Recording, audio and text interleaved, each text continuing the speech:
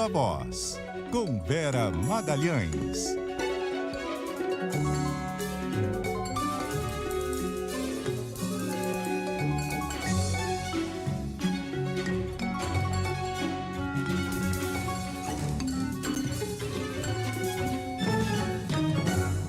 Olá, muito boa noite. São 6h05. Está no ar o Viva Voz, com a sua dose diária de informação, análise e bastidores das principais notícias do Brasil e do mundo. Boa noite, Carol Moran. Oi, Vera, boa noite para você, de novo para os ouvintes. A gente aí, o mundo ainda às voltas com os tarifaços de Donald Trump. E aqui no Brasil, essa questão da margem equatorial, né? A exploração do petróleo na foz do Amazonas.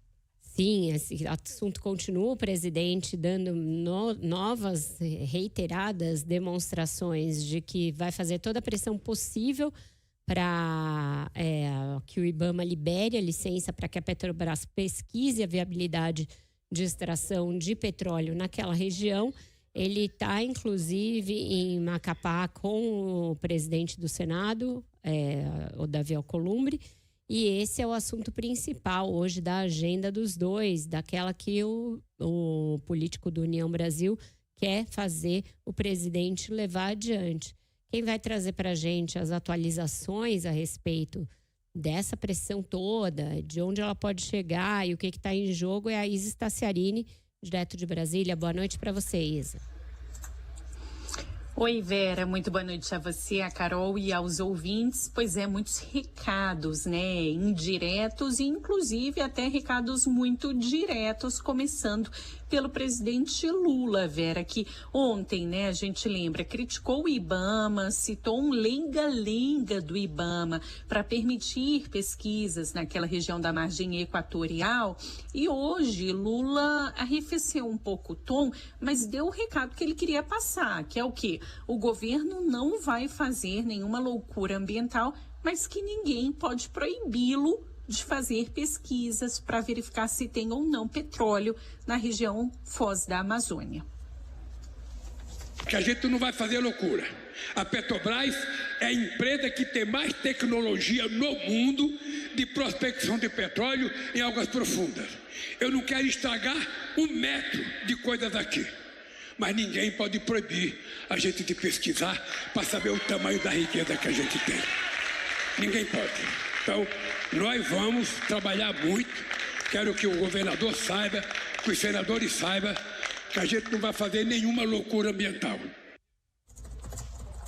Essa fala, Vera, aconteceu, como você comentou, durante uma visita de Lula ao Amapá, que é um dos estados que fica na margem equatorial. O presidente citou ter gente que fala que não pode pesquisar a região para saber se tem petróleo, mas frisou que o governo não pode deixar de saber se existe ou não e em que nível o produto estaria. Por exemplo, se há 2.000 metros de profundidade, enquanto, segundo Lula, Suriname e Guiana estão ficando ricos graças às riquezas que têm. A gente lembra, né? Ambientalistas são contrários à exploração de petróleo nessa região porque consideram que isso poderia acarretar um impacto ali para a fauna, para a flora e também um prejuízo para a população.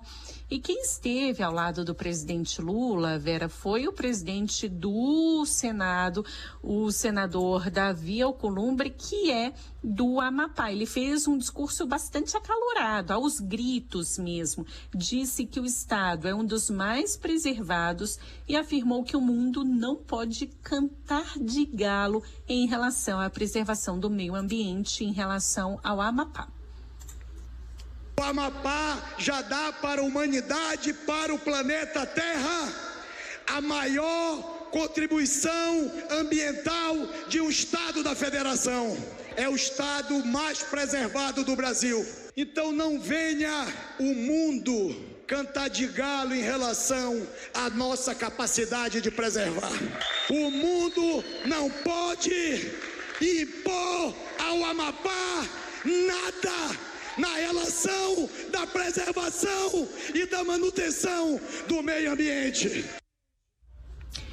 Foi uma fala, Vera, além ali do tom que a gente ouviu, com muitos gestos, né? Ele gesticulou bastante, muito enérgico e muito incisivo. A preservação do petróleo ali na região da margem equatorial é um dos principais focos da Petrobras, que pediu ao IBAMA autorização para pesquisa. No planejamento, além do norte do país, a Petrobras também incluiu parte do litoral. Durante o evento, Lula ainda disse que o botijão de gás sai a R$ 36 da Petrobras, mas que deixa as distribuidoras por R$ 30. Ele disse, o presidente Lula, que esse aumento não é justo e que, por isso, o governo vai enviar um projeto para o Congresso para garantir gás de graça para 22 milhões de pessoas. Vera. Obrigada, Isa. Vera, eu vou completar aqui a informação. A Isa falou dos ambientalistas, né, da reação. Tem algumas respostas já do Observatório do Clima e também do Greenpeace a essas falas do presidente Lula. A rede de entidades ambientalistas do Observatório do Clima avalia que há um crescimento de uma ofensiva do governo federal contra o IBAMA. O Observatório do Clima destaca que o discurso do presidente contraria a posição dele mesmo na COP28 em Dubai, quando declarou que era hora de enfrentar o debate sobre o ritmo lento da descarbonização do planeta e trabalhar por uma economia menos dependente de combustíveis fósseis. Já o Greenpeace também criticou a fala de Lula, afirma que em um mundo que acabou de ultrapassar o limite de 1,5 graus na temperatura média global, de elevação, né, da temperatura média global, não é aceitável que discussões sobre abrir uma nova fronteira de exploração de petróleo em uma região tão importante como a Amazônia sejam sequestradas por interesses políticos.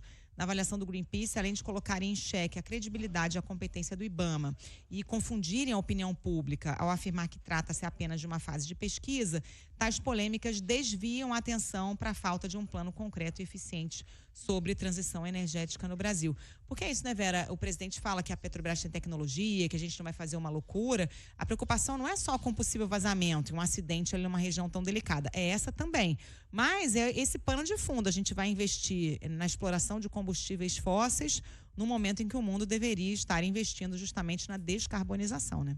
Exato, a gente não tem nenhum plano claro para sair da dependência da matriz fóssil ali para a nossa indústria, enfim, para quase tudo, para transporte, etc. E abrir uma nova fronteira.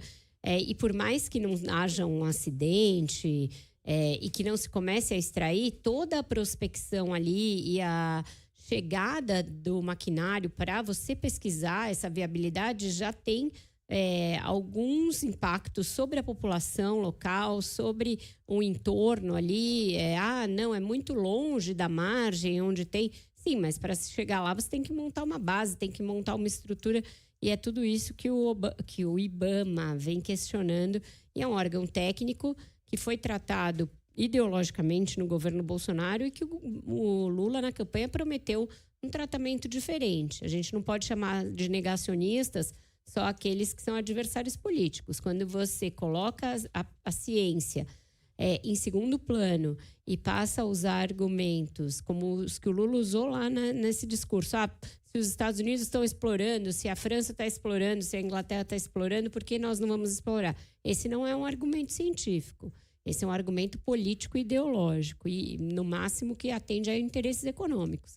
E eu achei engraçado o senador Davi Alcolumbre dizer que ninguém vai vir cantar de galo e ele em cima do palanque cantando absolutamente de galo, falando ali como quem realmente manda nesse assunto. Então, fica muito evidente que o que está em jogo antes de tudo, aquele velho nacionalismo desenvolvimentista que move o Lula, move uma boa parcela do PT, e, em segundo lugar, a necessidade de cotejar economicamente e politicamente um aliado importante, né?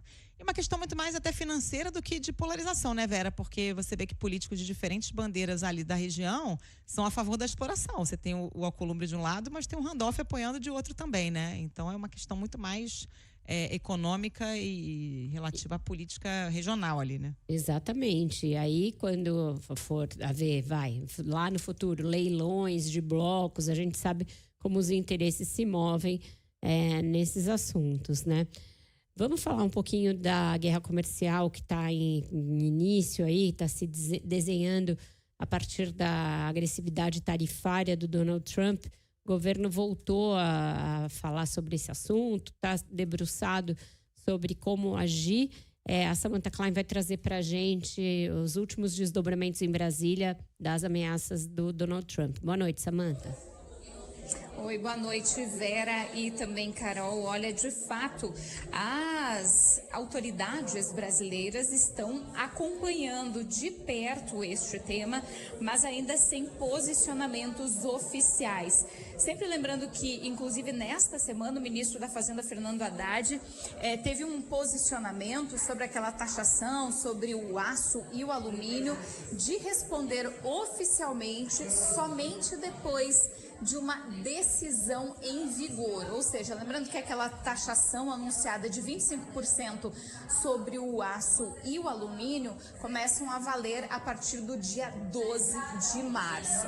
E é claro que isso está repercutindo e hoje mesmo, mais cedo, a Secretaria de Política Econômica divulgou um relatório de cenários macroeconômicos do ano passado e projeções para este ano, envolvendo a economia brasileira como um todo, falando de inflação, de meta inflacionária, que vai ficar um pouco acima, portanto, do que é o centro da meta, além de crescimento da economia, mas também falou sobre o impacto nas exportações brasileiras. Com isso, a Secretaria de Política Econômica, que é um braço do Ministério da Fazenda, afirmou, portanto, que o impacto dessa taxação deverá ser limitado para as exportações brasileiras.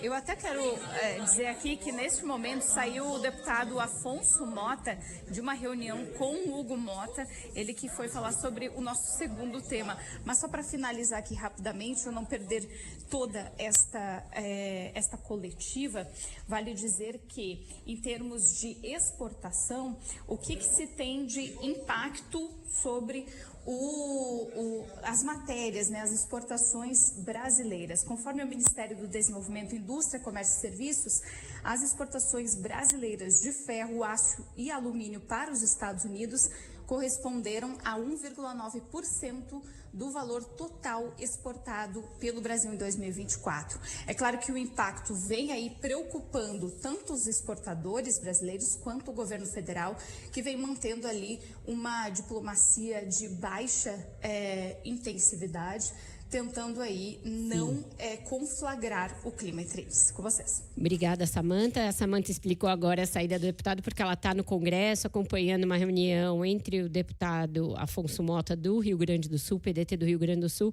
que foi um dos alvos de uma ação, uma operação da Polícia Federal hoje, que a gente vai tratar mais adiante. Ela volta com essas informações com a gente.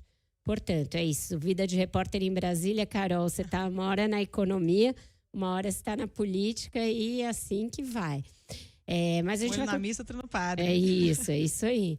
E a gente vai continuar falando de tarifas, porque Donald Trump assinou uma espécie de um decreto que não tem ainda data para entrar em vigor, mas estabelecendo tarifas recíprocas. Quer dizer, todo mundo que taxar determinado produto norte-americano, todo país que fizer isso, vai receber uma taxação da mesma proporção nos mesmos produtos. E também esse decreto fala ali sobre questões de câmbio, analisa políticas protecionistas dos outros estados, dá margem para os Estados Unidos fazerem uma ampla revisão dos seus acordos comerciais com todos os países do mundo. Quem traz essas informações para a gente, que também devem ter impacto sobre o Brasil, é o André Pinheiro. Boa noite, André. Oi, Vera, boa noite para você, para a Carol e também ao nosso ouvinte. Trump já afirmou que a medida se aplicaria a países que, em geral, possuem uma média de tarifas sobre os produtos dos Estados Unidos mais alta do que a adotada por eles. A ideia do republicano é igualar o nível das taxas. Um dos exemplos citados pelo governo americano para a política de tarifas recíprocas é o etanol brasileiro. Segundo a Casa Branca, a tarifa dos Estados Unidos sobre o combustível é de apenas 2,5%. No entanto, o Brasil cobra uma tarifa de 18% sobre as exportações de etanol dos Estados Unidos. O governo americano afirma que isso causa um desequilíbrio na balança comercial, com os Estados Unidos importando mais de 200 milhões de dólares em etanol do Brasil, enquanto exportaram apenas 52 milhões. Ao anunciar a política de tarifas recíprocas, Donald Trump também afirmou que os países do BRICS podem sofrer uma taxa de no mínimo 100% se quiserem, abre aspas, brincar com o dólar, fecha aspas. O republicano já tinha feito ameaça antes de tomar posse, depois do bloco formado por Brasil, Rússia, Índia, China e África do Sul sinalizar que discutia a possibilidade de substituir o dólar por outra moeda nas transações entre os países. O uso de uma moeda única que não seja o dólar em transações comerciais entre países do bloco já foi defendida pelo presidente Lula e outros líderes do BRICS. Na segunda-feira, Donald Trump assinou um decreto que impõe tarifas de 25% para todas as importações de aço e alumínio para os Estados Unidos a partir de março. Economistas apontam o risco de a guerra comercial com tarifas recíprocas elevar a inflação americana pelo aumento no preço dos insumos básicos. Uma inflação mais alta diminui as chances de um novo corte nos juros dos Estados Unidos. Isso atrai mais recursos para o país e valoriza o dólar frente a outras moedas. Nesta quinta, o dólar comercial fechou em alta de 0,1%, cotado a R$ 5,76. Vera. Obrigada, André, pelas suas informações. É isso, Carol. Donald Trump a cada dia uma novidade e ele faz esse sistema, né? Diz que vai impor as tarifas, joga a ameaça e aí fala, vai ser mais para frente. E ele mesmo agora passou a admitir que faz isso na expectativa de que os países se antecipem e revejam tarifas que eles impõem aos produtos norte-americanos antes de efetivar a ideia da tarifa recíproca. Então, é uma ameaça com o poderio que os Estados Unidos têm e o peso que geralmente os Estados Unidos têm no comércio global, para que os países tomem a iniciativa de recuar e reduzir a taxação para a entrada para a compra dos produtos norte-americanos. Então, de ameaça em ameaça, ele vai mudando toda a lógica do comércio global. Isso vai ter impacto certamente sobre os próprios Estados Unidos, porque a inflação tende a responder a essa loucura de tarifa para lá, tarifa para cá. E no Brasil, no caso dessa questão de tarifas recíprocas, os próprios documentos ali mostrados pelo governo americano já colocam a nossa carne e o etanol brasileiro entre os produtos e que o Brasil taxa mais do que paga. Então, pode ter, sim, reflexo para nós se ele levar a cabo mais essa ameaça que ele está fazendo. Um grande baratavô no mundo inteiro, né, Vera? Porque não é só no Brasil, vários países sendo afetados. Acho que o momento é de cautela e tentar entender quais vão ser os impactos. O governo já tinha sido alertado de que o etanol estava na mira, né? Exato. A Folha hoje já trazia essa apuração de que o Itamaraty já tinha sido alertado pelo diretor global de Relações Internacionais da Raizen, dizendo que o etanol estava na mira. E nos bastidores o governo dizendo que não dá muito bem para comparar as duas situações, que os produtores do Brasil também são muito prejudicados por tarifas por lá no mercado de açúcar. Vamos ver qual vai ser a resposta, né? Por enquanto, tentando entender o alcance para ver qual vai ser a resposta brasileira a isso. E a gente vê um certo baratavô também na cobertura, né? Porque só hoje você tem grandes blocos ali para questões da guerra comercial, você tem um grande bloco da reação do Zelensky e da Ucrânia ao tete-a-tete do Trump com o Putin, ali dando pitaco na guerra, desequilibrando a questão da guerra a favor da Rússia. Tem um grande bloco para a aprovação do Kennedy para chefiar o órgão de saúde dos Estados Unidos, apesar de ter recebido uma votação unânime do Partido Democrata contrário à sua indicação. Ele que é um negacionista da vacina, anti-vax, teórico da conspiração em saúde, aprovado para comandar o Bureau de Saúde dos Estados Unidos. Então, são muitas frentes de caos. A imprensa, a oposição, todo mundo demonstrando ainda não ter entendido como vai ser a dinâmica de acompanhar. E o governo não tem um mês ainda de empossado. Tomou posse no dia 20 de janeiro. A estratégia é essa, né? Do caos, é a marcha das insanidades. Pelo visto, quem está comandando é o filho do Elon Musk. Ainda teve essa cena do filho do Elon Musk mandando o Trump calar a boca. Então, é todo dia um esquete e 20 focos de caos. Não sei como o mundo vai aguentar. Vamos para o intervalo. De tédio a gente não vai morrer. Não vamos. Vamos para o intervalo e voltamos logo mais com mais informação aqui no Viva Voz. E nós estamos de volta com o Viva Voz com um assunto que foi surpreendente hoje, porque depois de muitas décadas foi anunciada a reabertura da investigação sobre a morte do ex-presidente Juscelino Kubitschek.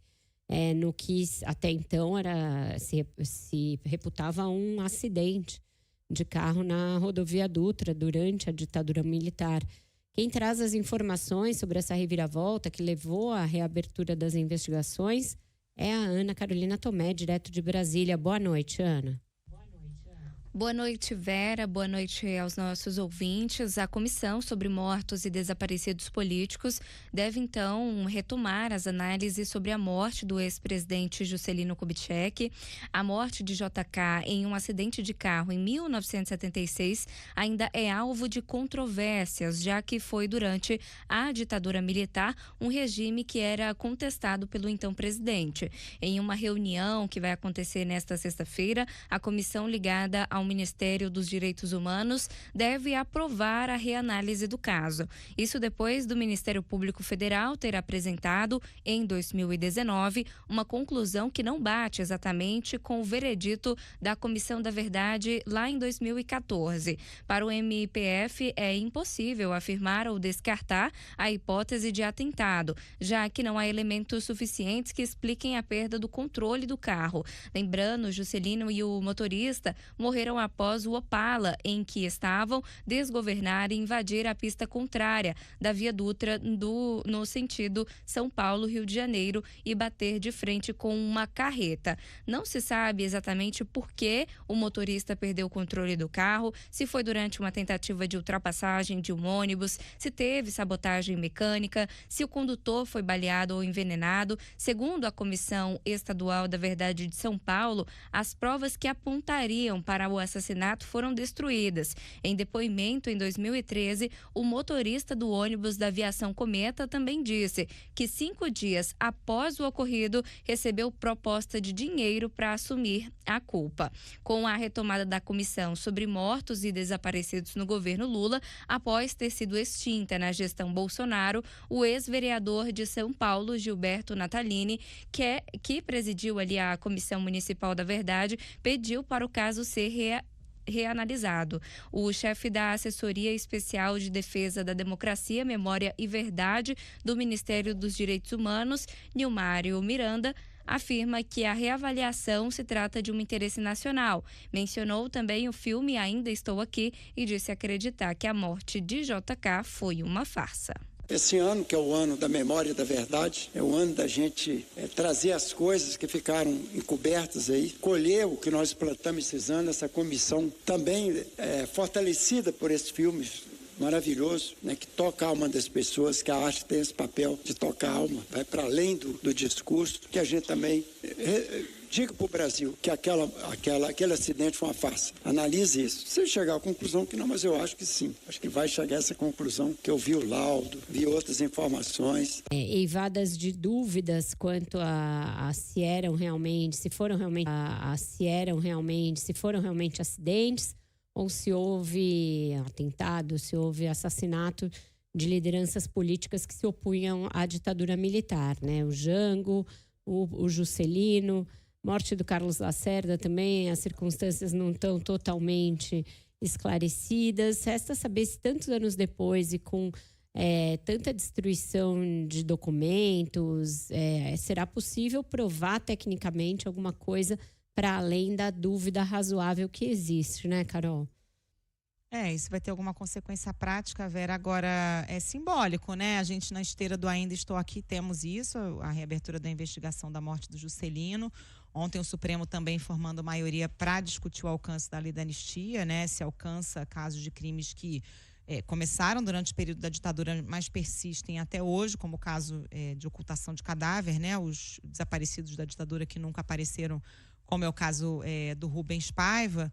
São assuntos delicados, mas acho que é bastante simbólico que eles voltem à tona nesse momento, né? O Supremo lá atrás já se debruçou sobre a validade da lei da anistia, entendeu que a lei estava valendo. A gente tem uma composição diferente hoje no Supremo, né? Alguns poucos ministros que estavam nessa decisão de 2010 permanecem hoje.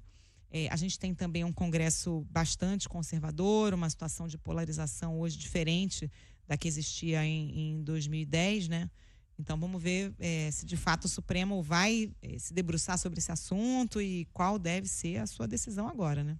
Exatamente. Tudo isso tem como pano de fundo, é inegável, o filme, o livro do Marcelo Rubens Paiva.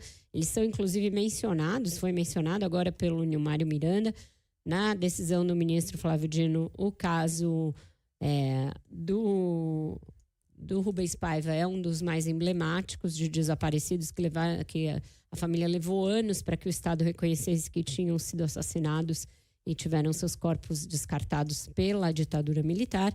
Então, é uma nova fase de revisita a esse passado, porque a nossa anistia, quando veio a ideia da anistia ampla, geral e restrita, pressupôs que não se investigassem os crimes cometidos pelo Estado, né? De maneira diferente de outras ditaduras do continente, quando retomaram a democracia, fizeram o julgamento dos seus ditadores. Eu acho que isso fez muita diferença e o Brasil ficou devendo esse capítulo.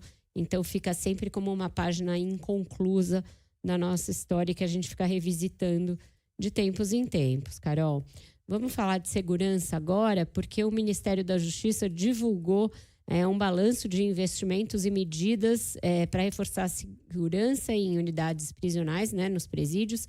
Também fez aí um apanhado sobre casos rumorosos de violência e fuga em presídios. Quem traz as informações para a gente é o Igor Cardim. Boa noite, Igor. Oi, Vera, muito boa noite para você, para Carol e também para os nossos ouvintes. Pois é, o ministro da Justiça e Segurança Pública, Ricardo Lewandowski, anunciou algumas medidas para reforçar a segurança nos presídios federais. São 5 ao todo. Entre essas medidas, o anúncio da construção de uma muralha no presídio de segurança máxima de Mossoró.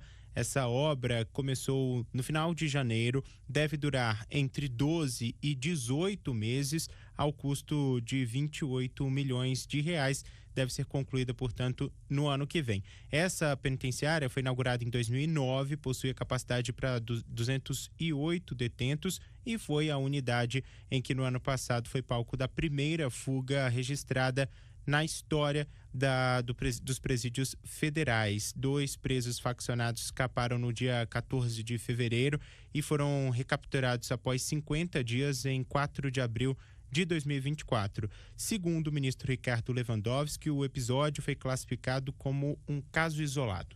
Foi a única e a última fuga no sistema federal penitenciário, e o nosso compromisso é garantir não apenas a segurança e também a rigidez das nossas 5 unidades federais, mas de todas as prisões do país. É preciso realmente punir aqueles que transgridem a lei penal e fazer com que eles respondam perante a justiça pelos seus débitos que têm, mas que cumpram as penas que lhes são impostos com a dignidade máxima que a Constituição exige.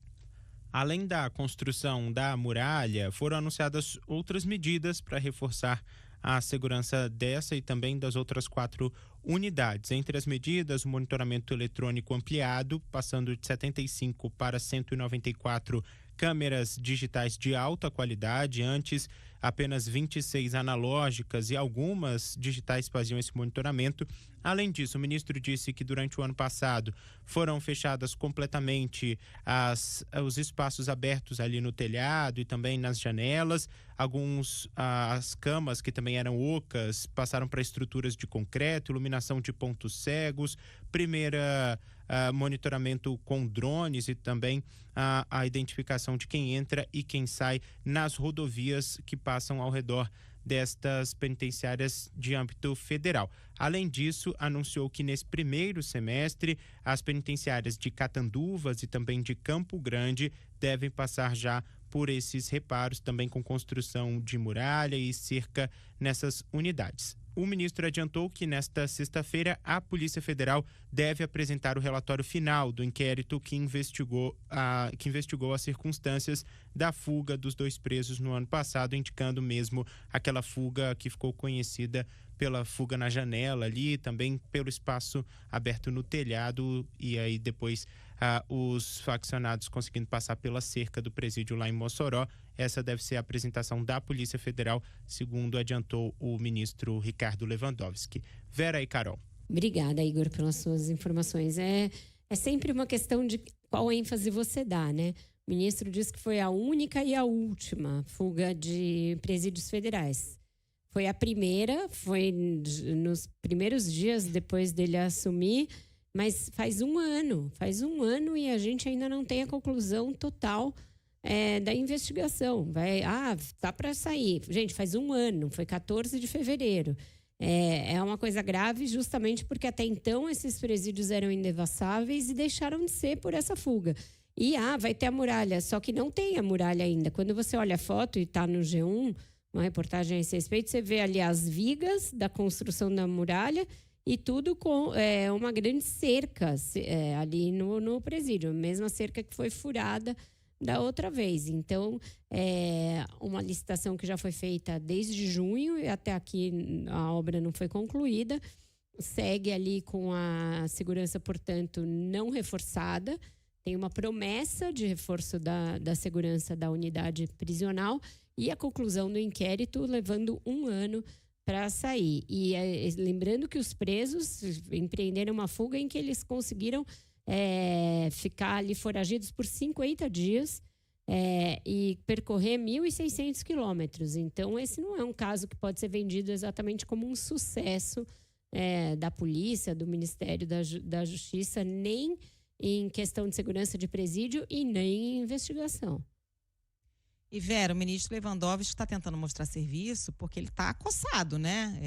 A base aliada reclama, a oposição reclama da atuação do ministro. Ontem teve reunião do ministro Padilha, das Relações Institucionais com os líderes, e a grande pauta foi a questão da segurança e a falta de prioridade que na avaliação dos parlamentares o governo dá a essa área, que é uma das grandes preocupações do Brasil. O ministro tentou propor, PEC da segurança, algumas outras medidas. É bem verdade que muita coisa esbarrou no descontentamento de governadores da oposição, outras coisas dependem de aprovação no Congresso, mas não tem assim um grande cartão de visitas, uma grande realização ainda do ministro Lewandowski, né? Muitas propostas, mas muito pouca coisa sai do papel. Grupo de combate a crime organizado, e a gente está vendo a situação. Ontem no Rio de Janeiro vimos, as linhas expressas fechadas, sim, uma grande operação para tentar prender um traficante, e a população no meio desse fogo cruzado, literalmente, né? Literalmente.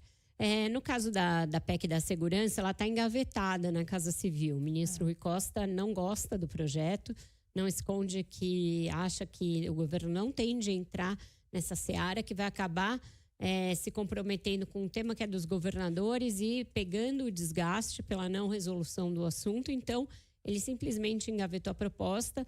E isso irrita o ministro, assim como também irrita ele o fato de que o nome dele, vira e mexe, aparece nessas especulações de reforma ministerial. Ele lembra sempre que esse assunto surge, que ele estava aposentado, tranquilo. O presidente insistiu muito para ele assumir o ministério, e seria insensato tirá-lo um ano depois. Então, todas essas ações, você tem toda a razão, são tentativas de mostrar serviço, mostrar o que ele fez, porque a gente lembra, o Flávio Dino estava todos os dias nas manchetes, quando ele era ministro, ele era muito eloquente, ele ia para aquelas comissões do Congresso e dava aqueles shows, e o Lewandowski tem um estilo completamente diverso. O Ministério da Justiça perdeu protagonismo neste um ano. A gente vai fazer mais e aí volta aquela pressão, Vera, também por fatiar o ministério, Toda vez que o ministro da Justiça é criticado, vem aquela turma do vamos dividir, vamos fazer o Ministério da Segurança Pública, porque acaba que tem uma inversão, O Lewandowski tem aquele perfil do ministro da Justiça tradicional.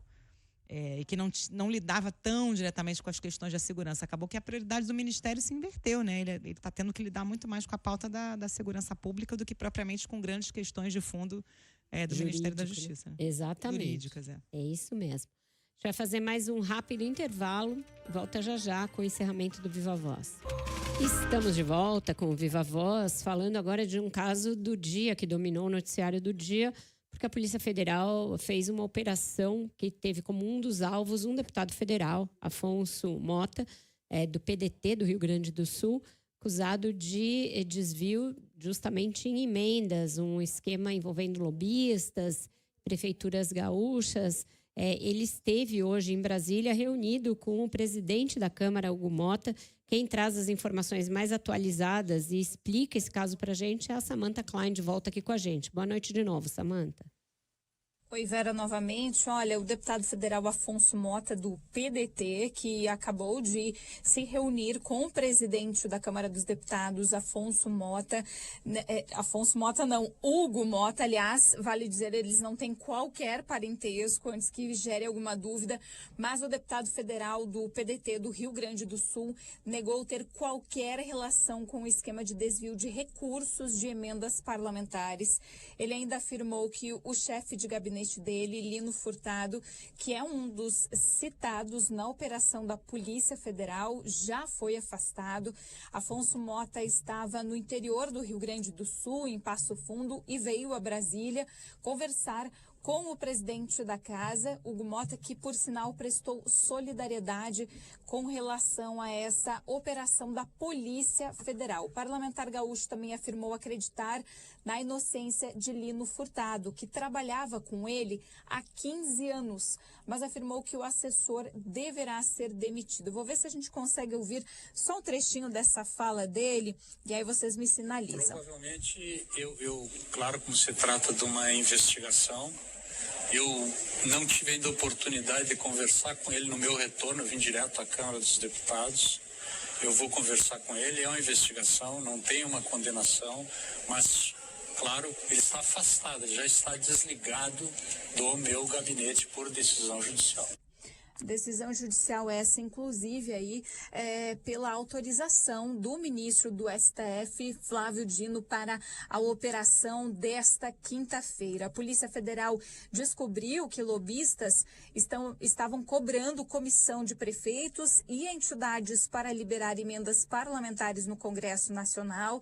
Essas informações, portanto, estão na representação do ministro Flávio Dino, e o parlamentar, deputado Afonso Mota, titular das emendas parlamentares destinadas ao Hospital Ana Nery, que fica em Santa Cruz do Sul, no centro do Rio Grande do Sul, ele não foi citado.